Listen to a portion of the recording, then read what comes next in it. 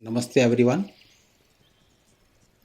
Today I will tell you about our inherent thirst and persistent quest.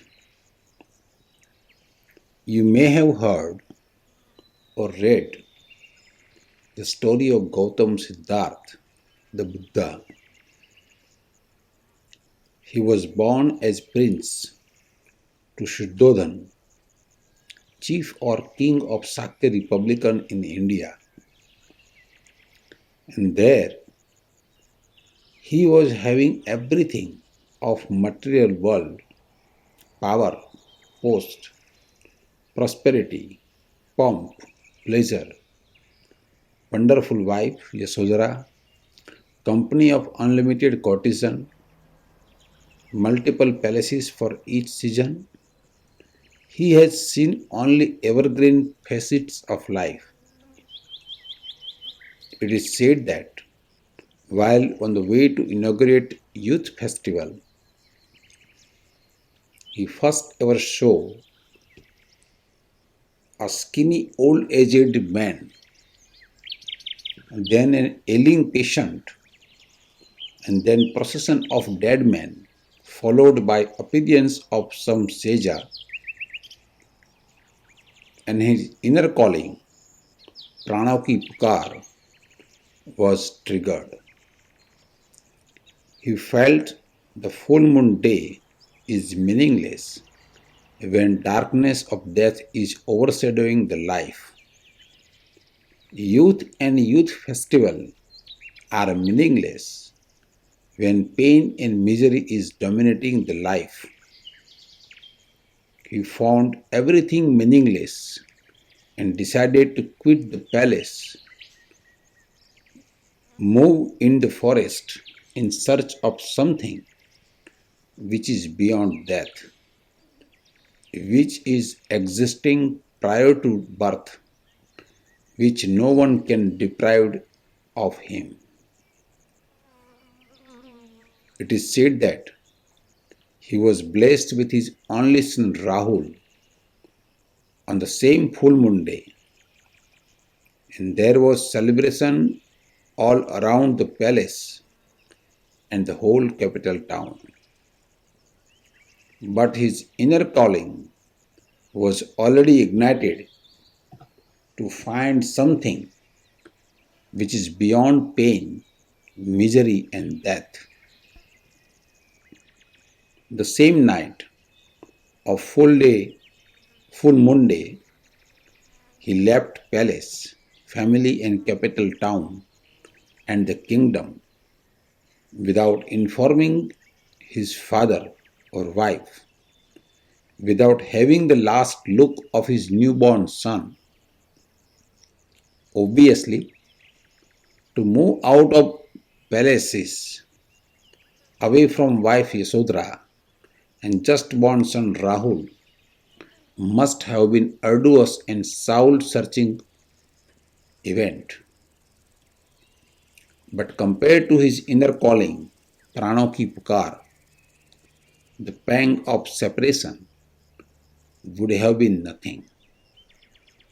His inherent thirst to know the meaning of human life, the truth of human life, the ultimate potential of human life, led him to persistent quest. He underwent penance for 12 years, initially under known gurus of those days, Alara Kalama and Uddak Ramputta, and later on his own. He found the truth, the sourceless and endless light, blooming being he was seeking for. He attained light of knowledge, the means of salvation from human suffering. He tasted the nectar to attain the fulfillment of ultimate potential of human life. The meaning of human life being Amritasya Putra. In the word of Jain master, He came in know of the original face which exists before his birth and even after his death.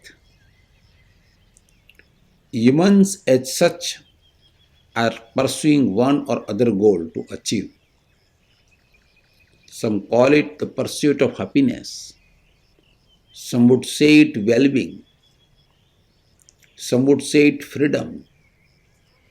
Some would say it peace. Some would say it truth. Some would say it God. Call whatever the name. But knowingly or unknowingly, all humans are always in quest of, in pursuing for, in search of, in chasing for. However, every quest or pursuing is not an inherent quest. It could be mere curiosity, and it comes and vanishes like shadow. In the word of Abraham Maslow, it could be just the basic need. It could be for a little bit of psychological need, but it may not be the ultimate need of self-fulfillment. The persistent quest is what we call mumuksha, abhipsa for mukti, an ardent thirst for liberation. It remains as an undercurrent, and no matter whatever you achieve, it survives till you attain liberation. Whatever you achieve in this material world, be it power, post, prosperity, pomp, pleasures, nothing quench that ardent thirst. It is the thirst of your inner being, your consciousness. It is calling of your inner self, prano ki pukar. If you are aware of your inner calling, prano ki pukar, then you know what it takes to quench your ardent thirst. There is valuable insight of such an ardent thirst in the life of Guru Nanak Dev. It was late midnight. Guru Nanak Dev was in his teenage, and that night he did not yet go to sleep, but was singing devotional songs for the God. So his mother asked him why he is still awake. Why didn't he sleep? Guru Nanak Dev explained mother that he is in race with cuckoo. When the cuckoo bird is calling tirelessly its beloved by its typical sweet tone, how Nanak can go to sleep till the God come on his calling by his devotional songs. It is said of Guru Nanak Dev that he attained his godliness by singing devotional songs. His ardent thirst for the God, his godliness, is visible if you happen to read or listen singing of Guru Granth Sahib, the principal book of Sikh religion. There are several instances of inherent thirst and persistent quest. It is said of Rinjai, a Zen master, that he kept on sitting in the porch veranda of his master's place for 6 years, and he happened to see his masters only thrice during this 6-year period. He kept on imbibing dhyan, meditation, from his master's conduct. He ultimately grasped his master's uproarious laugh, and he too laughed to see what a joke life is. To run from pillar to post for oneself, which is always present. Just to change gestalt from moving pursuits around to oneself who is pursuing. Meher Baba happened in 20th century, and he decided to go for solitary silence in search of his inner being, the truth.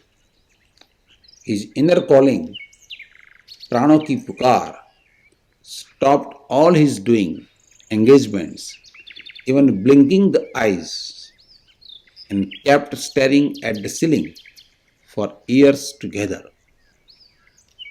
He actualized himself at the cost of speech.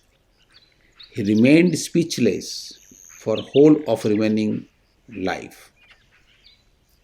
In sadhana jagat, sadhak keeps on trying to attain dhyan, meditation, by different ways, by several methods, day in and day out, to have awareness of oneself, to have both of one's sattva, to know one's own self, divorced of any form, to see one's inner being utterly empty of any thought, emotion, possession.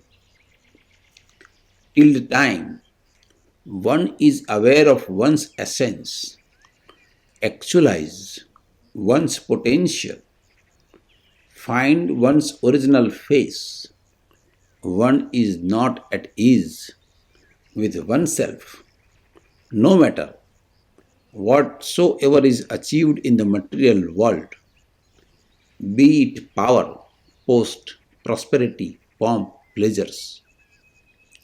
The fulfillment of basic need may do away the physical strife.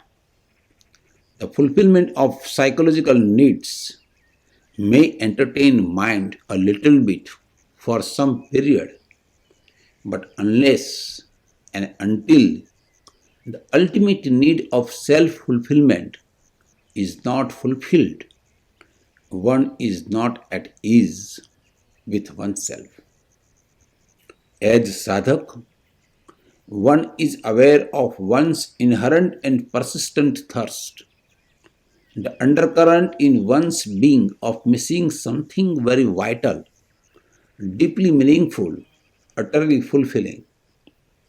The journey of sadhak is through various methods of meditation, understanding the different layers of one's being, experiencing the self-awareness, moment to moment experiencing oneself beyond all boundaries of body, mind, space and time. It is the most wonderful journey of being aware of one's wondrous being. May you be aware of one's inherent thirst, and may you be blessed of persistent quest. May you be convinced of one fact, that nature has contributed your enough evolution to bring you at the threshold point, being human, and further growth, development, evolution is left to yourself to toil further for one's pursuits. It is said in the East to pursue the pursuits of earth, your right livelihood, and calm, your right pleasure, within the lines of dharma, the nature, and moksha, the ultimate liberation. May you find your original face, and you feel at ease with yourself, with oneself. Thank you so much for listening.